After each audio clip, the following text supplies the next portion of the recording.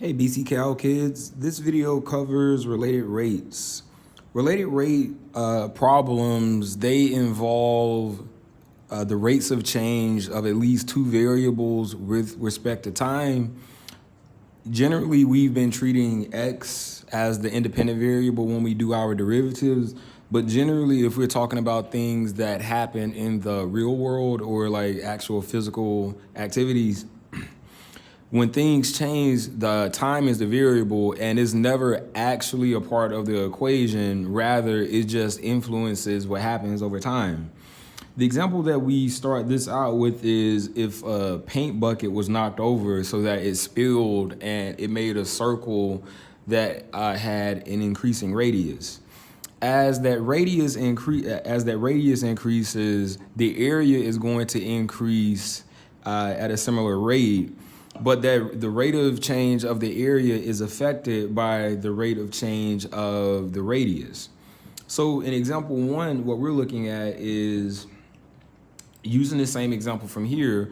We're going to suppose that the radius is increasing at a rate of 2 inches per second, and we want to find out what is the rate of change of the area when the radius is 4 inches. To solve all related rates problems, there's a simple process that we go about, and it's this process. First, we need to find an equation that relates all of the given variables. Second, we need to derive both sides of that equation. And when we derive that equation, we need to remember that every variable has its own rate of change with respect to time. And third, we just have to substitute in the known rates of change and the variables to solve for the unknown quantity. This is a lot easier than it looks. Generally, they say drawing a picture is a good idea. I believe just being able to draw a simple diagram, just a very simple one, not anything complicated, is helpful. And obviously knowing a particular equation is going to be very helpful. So for example one, again, we're dealing with a circle and we're dealing with the area of that circle. So we know the area of a circle is pi r squared. Now, what we are told in the problem is that the radius, which is r, is increasing at a rate of 2 inches per second. This would tell us that dr over dt equals 2 inches. It's 2 inches per second. So the rate of change of the radius with respect to time, that goes back to what I was saying here in point 2, where each variable has its own rate of change with respect to time.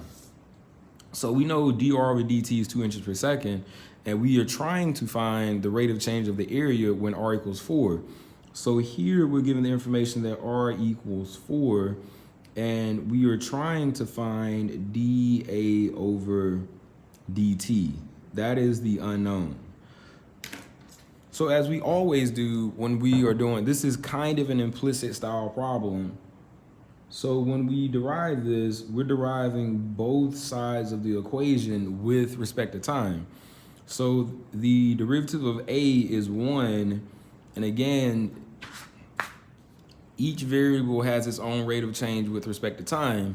So that's going to mean that dA over dt, we'll put the 1 for right now, 1 dA over dt equals, the derivative of r squared is going to be 2 pi r, and r has its own rate of change with respect to time, so dr over dt. So now we've derived both sides of our equation, so we're at the point where we need to substitute in the known rates of change and variables to solve for the unknown quantity. What we know is that dr over dt is 2 inches per second, and we know that r equals 4. So we would get dA over dt is equal to 2 pi, the radius is 4, and dr over dt is 2 inches per second. So r is 4 inches, so we can include that unit. So when we simplify this, 2 times pi times 4 is going to be 8 pi, and so inches times inches is going to be inches squared per second. So the rate of change of the area when the radius is 4 is 8 pi square inches per second. And so we've solved our first related rates problem. Again, the process is determine an equation, derive both sides of that equation, and substitute in the known quantities, the rates of change, and the variables, to solve for the unknown quantity. For example 2, one of the classic problems that comes up with related rates is you have a ladder that is leaning against something and it's either being is falling down the wall, or it is being pushed up so that the distance between the ladder and the wall gets increasingly small. In this case, we have a 41-foot ladder is leaning against the side of a townhouse. A ball from a nearby yard strikes the base of the ladder, causing it to slide. When the bottom of the ladder is 9 feet from the townhome, the base is moving at a rate of 3 feet per second. At that same instant, how quickly is the ladder sliding down the wall? So if we draw a very simple diagram, imagine that this is the wall of the townhouse, and against it, we have a ladder. So we'll put a ladder here. They tell us that the ladder is 41 feet long. So we know that's 41 feet. And the question is, when the bottom of the ladder is 9 feet from the townhome, the base is moving at 3 feet per second. And we want to know how quickly it's sliding down the wall. So when the base is struck, then we know that this rate of 3 feet per second is, we're going to say, well, in this direction, we have our y's, and so in this direction, we're going to have our x's. So we're going to say dx over dt is equal to 3 feet per second. Now, if we're trying to find out how quickly the ladder is sliding down the wall, that means that the ladder is going to be going down. So we are implicitly told to find dy over dt. That equals whatever it equals. So another thing to consider is that as the ladder slides down the wall, its length does not change. So we're going to have this other part where we know dl over dt is equal to 0. The rate of change of the ladder with respect to time is going to be 0, because even as the ladder is falling, its length does not change. So that means its rate of change is 0. So if we go back to our little checklist of stuff that we should do, we need to find an equation that relates all of the given variables. So we have an x, we have a y, and we have seemingly a hypotenuse. That kind of gives us an indicator that we should use the Pythagorean Theorem, where we know x squared plus y squared is equal to the hypotenuse squared, but we're going to use L squared for ladder in this case. And just like we did before, we're going to derive both sides of this equation. So we're going to put a derivative operator with respect to time, and we get the derivative of x squared is going to be 2x. And again, everything has its own derivative with respect to time. So 2x dx over dt plus 2y dy over dt equals 2l dl over dt. Since everything has a 2, we can just ignore the 2's. We can like divide them out basically. And we also know that dl over dt equals 0, so we can substitute that in. Now, we need a quantity for x and y. We know that the hypotenuse is 41, and we know that x is 9. The bottom of the ladder is 9 feet from the townhome, so we know that this distance is 9 feet. So we could just do the Pythagorean Theorem to find y. We would have 9 squared plus y squared equals 41 squared. And on our calculator, even though this is something we could do in our head, basically, we do 41 squared minus 9 squared is going to be what, 1600? And then we take the square root of that and we get 40. So we determine quickly that y equals 40, and including the units is going to be important, so 40 feet. So when we substitute in we're at step 3, where we need to substitute in the known rates of change in variables to solve for the unknown quantity. We know x is 9, we know dx over dt is 3 feet per second. We know that y is 40 feet, and we do not know dy over dt. And on the right side of this equation, because dl over dt equals 0, that just equals 0. When we multiply all of this stuff through, we get 27 feet per second plus 40, well, we can just move this over to the other side. Let's start this over. We're gonna have 27 feet per second is equal to negative 40 feet dy over dt. So we want to then, if we want to solve for the rate of change for y, we just need to divide by negative 40. So we would get, let's see, 27 divided by negative 40 feet per second is equal to dy over dt. And as a decimal, that's negative 27 divided by 40. So negative 0.675 feet per second is, you know what, this should be feet squared because that's 3 feet times feet, so that should be 27 square feet.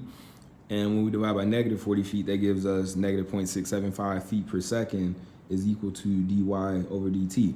So in context, this number it should make sense because if the ladder is sliding down the wall, it should have a negative rate of change.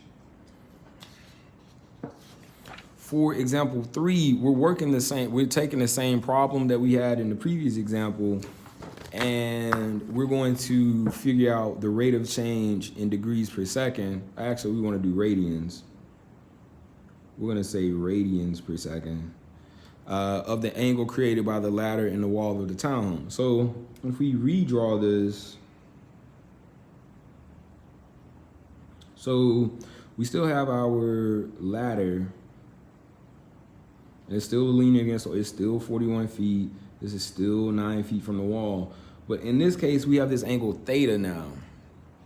And so we want to know the rate of change of the angle, which means we need to find d theta over dt. We don't know that. Now, the information that we still know is that from the previous problem, we knew that y equaled 40. We knew that x equaled 9. We knew that dy over dt was negative 0.675. We knew that dx over dt was, 3? And I guess we know that the ladder is 41 feet, but we have that label.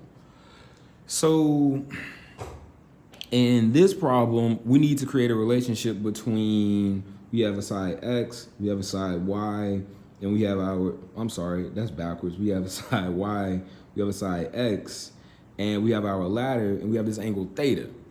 Now, if we want to create an equation where we can get a d theta over dt, we need to come up with an equation that involves theta.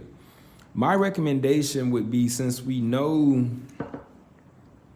dl over dt equals 0, we should create an equation that uses the length and one of these sides.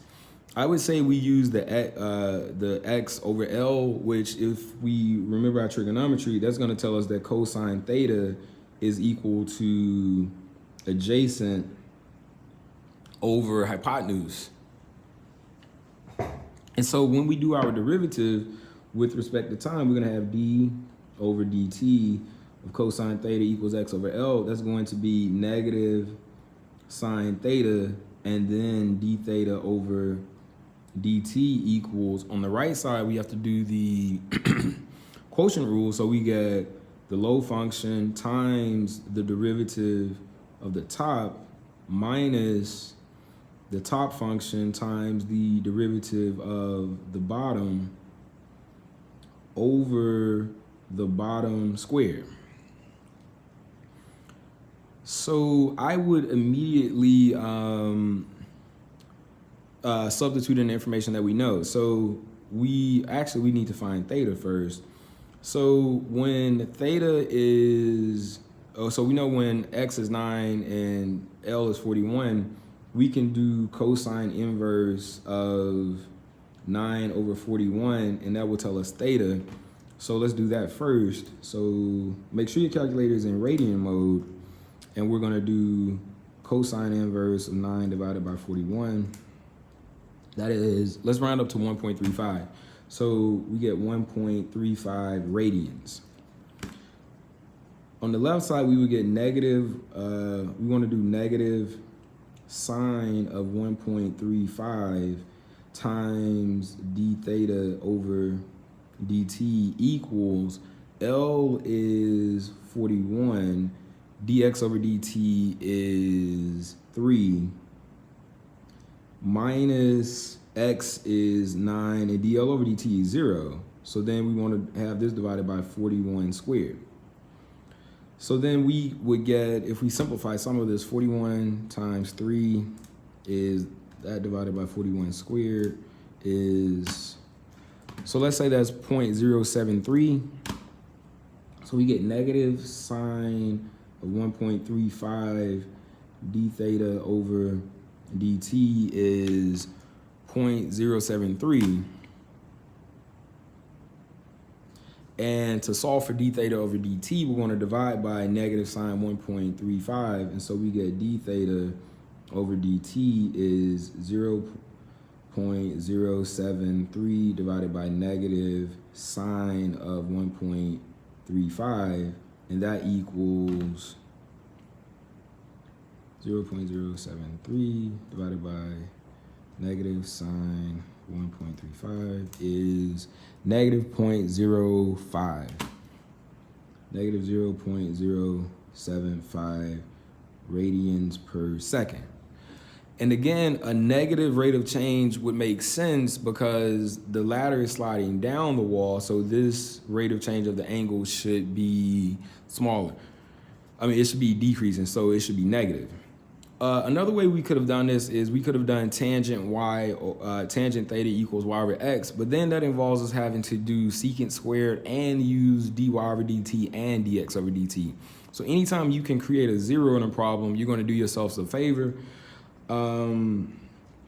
Last example is example 4, where we have water is being pumped into a conical tank at a rate of 3 cubic feet per minute. So when we see cubic feet per minute, that's a good indicator that volume is what is changing with respect to time. We get dv over dt is 3.5. The radius at the top of the tank is 10 feet, so we know r equals 10. The tank has a depth of 8 feet. We know that h equals 8. And we want to know the rate of change of the radius when the height is 5.5 feet. So we want to know dr over dt.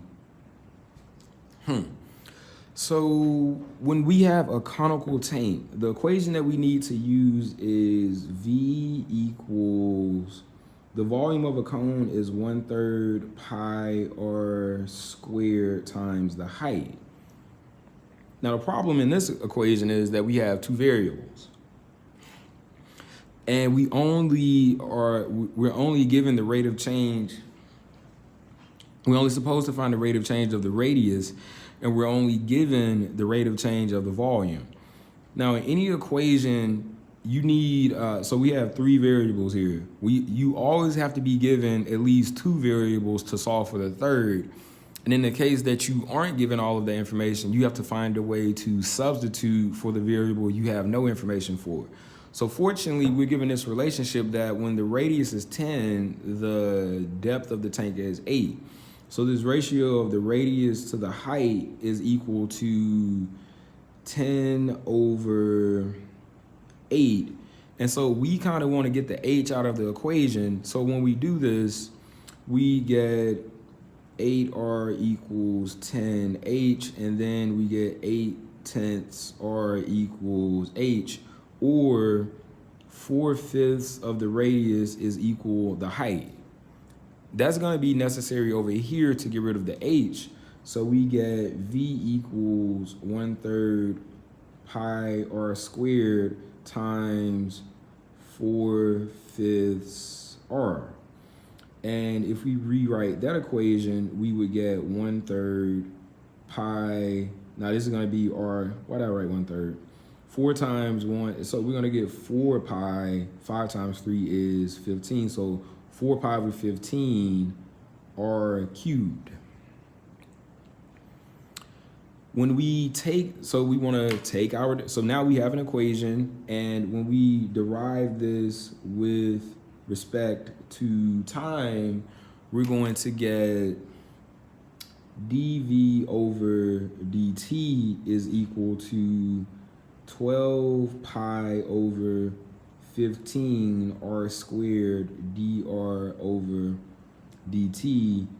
And 12 pi over 15 reduces to be 4/5, so 4 pi over 5 r squared dr over dt. Now we'll put dv over dt again. Now what we're told is that dv over dt is 3.5, so we get 3.5 equals, we know r is, so we are told that the height is 5.5. So if the height is 5.5, we can go back and solve for the radius. Over here, we can get the relationship that r equals 10/8 of the height. So that means that r is, well, we can say 5/4. So 5/4 times 5.5, so 27.5 divided by 27.25, who knows?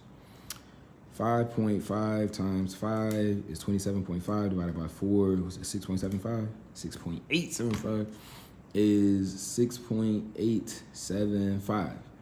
So we will have 4 pi times 5 times 6.875 squared dr over dt. I'm sorry, you didn't see that. So 4 pi over 5 times 6.875 squared dr over dt.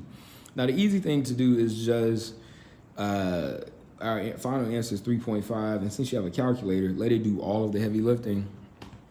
So we're gonna do, let's see, alpha y equals, make a fraction, so we get 3.5 divided by, so we're gonna say,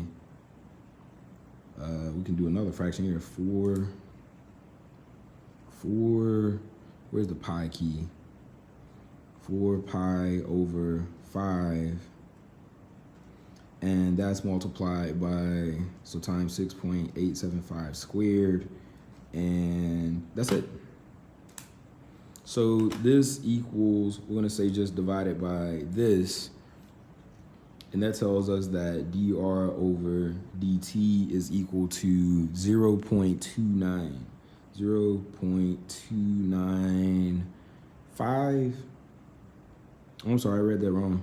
Is 0.0295, let's say, feet per minute. So the rate of change of the radius is 0.0295 feet per minute. And all right, so a quick review is when we're doing related rates, we need to find an equation that relates all of the given variables. We need to derive both sides of that equation. Each variable has its own rate of change with respect to time, and we should substitute in unknown rates of change in variables to solve for the unknown quantity. If you have questions, we will obviously do tons of practice in class. I encourage you to rewatch this if you did not understand what happened in class today. We'll do more examples in class.